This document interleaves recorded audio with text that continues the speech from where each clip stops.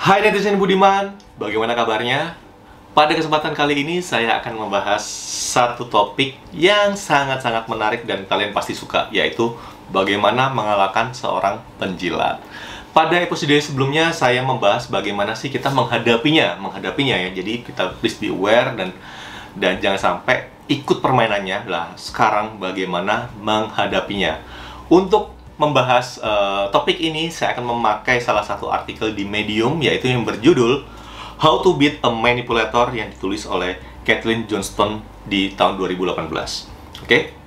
Jadi bagaimana caranya? Ada 5 step. Yang pertama adalah get clear on your own will. Jadi teman-teman harus tahu objektifnya teman-teman itu apa sih, gitu. Jadi satu hal yang harus teman-teman perhatiin, saat kita mengalahkan seorang manipulator, kita harus clear objektif kita apa. Lah, ini yang please be aware, objektifnya jangan sampai soal bagaimana mengalahkan dia, tapi bagaimana kita mendapatkan objektif kita. For example, misalnya, oke, saya ingin objektifnya itu kalau misalnya di sebuah kantor, saya ingin misalnya pengadaan laptop itu Lenovo bukan HP gitu. Misalnya, ini misalnya pengadaan Lenovo bukan HP gitu. Ya udah, objektifnya adalah bagaimana caranya pengadaan barangnya itu Lenovo bukan HP. Gitu. Jangan ke bawah arus, bahwa ya gimana caranya ya karena HP itu dibawa sama si penjilat itu, gimana ngalahin si penjilat. Jadi objektifnya udah beda. Karena kalau nanti si penjilatnya ternyata bawa Lenovo juga, ya udah, teman-teman juga objektifnya sebenarnya kalau misalnya dia bawa Lenovo, kita bawa Lenovo, sebenarnya objektifnya kan dia sama-sama Lenovo. Dan ya udah, sesuai kan gitu. Kalau misalnya objektifnya ingin bawa Lenovo, jadi fokus ke situ. Kalau misalnya objektif buat ngalahin, ya meskipun dia si penjilat ini bawa apapun, ya kepingin ngalahin si penjilat ini gitu. Jadi again, fokus ke objektifnya teman-teman. Jangan fokus buat ngalahin si penjilat ini. Itu yang pertama. Yang kedua adalah teman-teman harus tahu what's where all the resources are going. Jadi teman-teman harus tahu bahwa sebenarnya setiap orang itu punya kepentingan apa sih, punya keinginan apa sih. Jadi harus tahu nih bahwa misalnya stakeholder kita itu keinginannya apa, stakeholder yang lain itu sebenarnya kepinginnya apa. Jadi kita bagaimana mengkolaborasikan atau mengkombinasikan keinginan mereka. Jadi kita harus benar-benar tahu. Karena dengan tahu itu, saat kita bernegosiasi, lah ini yang penting, kita bernegosiasi, kita tahu pain point-nya mereka apa, sehingga lebih enak kalau masuk ke dalam diskusi dan mengarahkan stakeholder kita, gitu. Itu yang kedua. Kemudian yang ketiga adalah what's their action, not their words. Lah, ini yang penting. Karena kenapa? Seorang penjilat biasanya apa yang dikatakan sama apa yang dia lakukan itu berbeda. Jadi apapun yang dikatakan seorang penjilat, jangan didengerin, tapi lihat apa yang dia lakuin, gitu. Jadi, misalnya dia itu penjilat itu ngomongnya ke kiri, ternyata ke kanan, ya gunain ke kanan, nggak usah dibahas bahwa dia kok kemarin bilang ke kiri, tapi sekarang ke kanan. Nggak usah dibahas itu, langsung aja ngeliat, oke, jadi sebenarnya keputusan dia adalah di kanan, bukan di kiri. Sesimpel itu. Jadi nggak perlu memikirkan bahwa dia seorang penjilat ini harus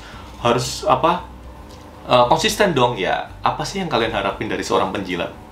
Ya kan, mengharapkan seorang berubah itu susah. Jadi ya udahlah, biarin aja. Tapi yang sebagai kita pegang adalah dia itu kepingin dia alangkahnya ke kanan, ya udah kita pegang itu, gitu. Jadi kan supaya mengalahkan seseorang, kita harus tahu langkahnya dia itu gimana, gitu. Itu yang ketiga. Kemudian yang keempat, nah ini dia yang teman-teman harus hati-hati. Jangan mencoba-coba untuk memanipulasi mereka, karena mereka jago gitu. Dan ini kalau misalnya kalian tidak punya keahlian untuk menginfluence orang, memberikan persuasif ke orang, ini bakal menjadi bumerang gitu. Jadi ya yang bisa dilakuin itu apa? Ya jadilah diri sendiri gitu. Jangan mencoba untuk memanipulasi dia gitu.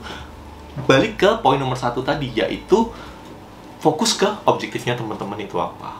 Udah, itu aja. Jangan sampai fokusnya itu keganggu sama hal lain, gitu.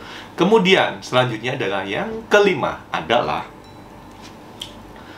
jadi apply the manipulator rules in reverse. Jadi kalau misalnya dia itu suka sembunyi-sembunyi, ya udah be transparan gitu. Jadi misalnya dia sukanya ke kiri ya ke kanan. Jadi kebalikannya gitu. Jadi jangan sampai ikutin arah permainan dia gitu. Jadi paling gampang tadi tuh biasanya seorang penjilat itu dia tuh nggak mau transparan gitu. Dia sukanya sembunyi-sembunyi. Jadi ya be transparan. Itu kuncinya gitu.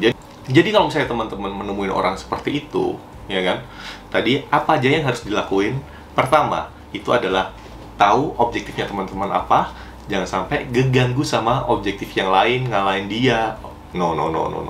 Fokus ke objektifnya teman-teman. Kemudian yang kedua adalah tahu bahwa sebenarnya stakeholder kalian itu kepentingannya apa. Lah, ini juga penting. Jangan sampai teman-teman bawa proposal atau bernegosiasi dan itu bukan concernnya stakeholder teman-teman gitu. Jadi harus tahu stakeholdernya itu pengennya apa. Kemudian yang ketiga adalah lihat apa yang dilakukan daripada apa yang dia omongin gitu. Karena ya again tadi sudah saya bilang sebelumnya bahwa ya dia nggak apa yang dia lakukan apa yang dia omongin sama yang dia lakukan pasti berbeda. Jadi yang perlu dilihat adalah apa yang dia lakuin.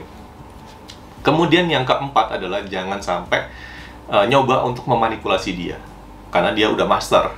Ya, jangan ikut permainan dia gitu. Kemudian yang kelima, lakukan kebalikannya apa yang dia lakuin. Gimana tadi tuh? Seperti yang saya beritahu bahwa seorang bermuka dua atau penjilat itu tendensinya itu dia main rahasia-rahasiaan gitu. Jadi yang kita bisa lakukan apa? Be transparan. Ini juga sudah saya bahas juga di video saya sebelumnya. Jadi seorang penjilat itu biasanya dia sembunyi-sembunyi. Jadi caranya gimana? Be transparan, dan kalau misalnya perlu melakukan transparansi di dalam sebuah forum. Jadi semua orang didudukin di situ, klarifikasi di situ. Udah selesai gitu. Jadi misalnya kalau ada yang nggak clear ya dibahas di situ aja gitu. Karena kalau misalnya diklarifikasi dengan si penjilat ini, ya kalian bakal dimainin gitu. Kurang lebih seperti itu bagaimana cara mengalahkan seorang manipulator atau penjilat. Lah di sini yang harus saya garis bawahi, mengalahkan di sini bukan mengalahkan membuat dia malu atau merasa kita menang, enggak. Tapi mengalahkan di sini adalah mengalahkan dalam sisi kita achieve objektif kita dan dia enggak. Oke? Karena kalau misalnya udah, saya mau ngalahin dia gitu, udah personal gitu. Kurang lebih seperti itu. Kalau misalnya teman-teman punya pengalaman serupa, jangan lupa tinggalkan komentar di bawah. Ada pertanyaan atau ada tambahan, silakan tinggalkan komentar di bawah juga. Thank you for watching. Ciao. Bye.